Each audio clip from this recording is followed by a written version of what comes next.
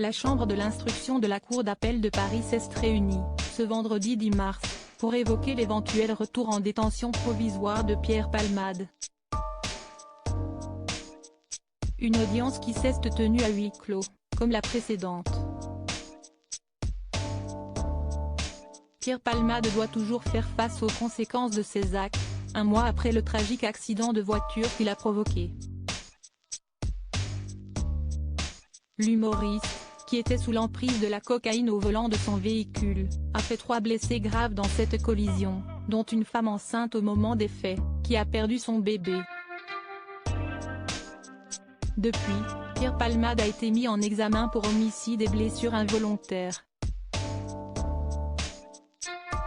Le 27 février dernier, la Cour d'appel de Paris a ordonné son placement en détention provisoire.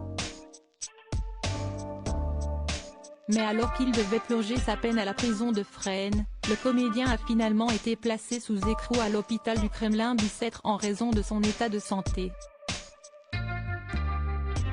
L'affaire connaît un nouveau rebondissement quand, le 7 mars dernier, la justice ordonne sa remise en liberté sous contrôle judiciaire. Pierre Palmade a donc pu se séparer de son bracelet électronique et de son escorte policière, le temps que la chambre de l'instruction de la Cour d'appel de Paris décide de son sort.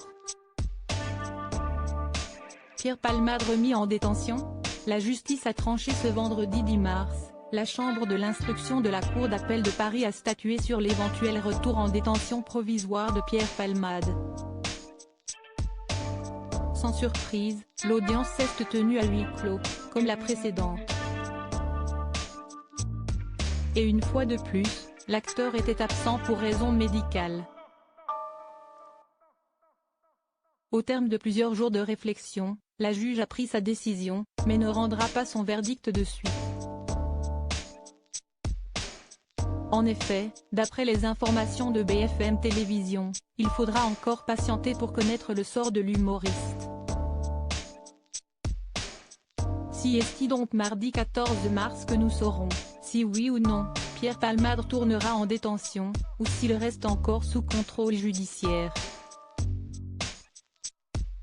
Affaire à suivre.